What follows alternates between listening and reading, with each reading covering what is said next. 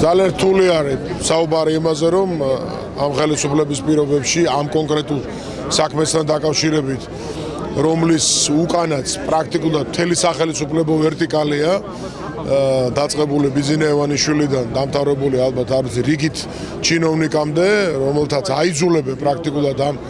ბრძოლაში იყვნენ ჩართული, ყოველ შემთხვევაში იდეოლოგიურად მაინც, იმიტომ რომ ყველა აცხადებს, რომ რუსთავი 2 არ უყვართ და ეს არის რაღაცა ტყუილის ტირაჟირების ტელევიზია, რა თქმა უნდა, მათ არ მოწონთ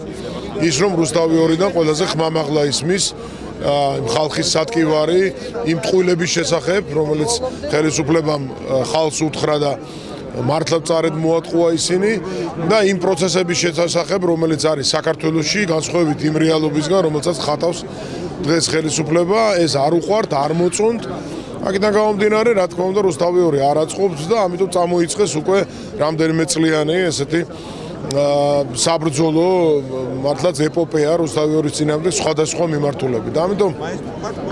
სასამართლოც კონკრეტულად ეს მოსამართლე, როგორც ხედავთ, არის დღეს ამ სისტემის ნაწილი, ძალიან ბევრი კითხვის ნიშანი დაისვა და ფაქტი იყო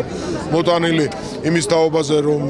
არ შეიძლება ის ჩაითვალოს მიუკერძოებელ და ობიექტურ მოსამართლედ. აქედან გამომდინარე, მოლოდინი არის, რომ არ იქნება იმგვარი გადაწყვეტილება, რაც იქნება სამართლიანი და ამით ვფიქრობ და კიდევ უფრო გართულებით ვითარებით ხელისუფლება დაამძიმებს ქვეყანაში არსებულ სიტუაციას, ხალხის პასუხი იქნება ძალიან მკვეთრი,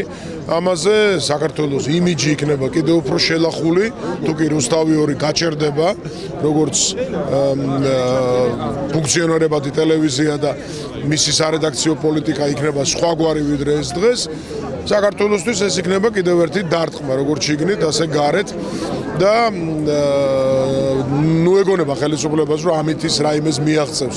ყველა ხელისუფალი და ხელისუფლება, რომელიც დაუპირისპირდა მედიას,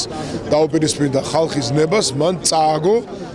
ძალიან მწარედ და ეს ხელისუფლებაც სწორედ ამ გზას დაადგა და ეს უფრო მალე მოხდება, ვიდრე ისინი ფიქრობენ.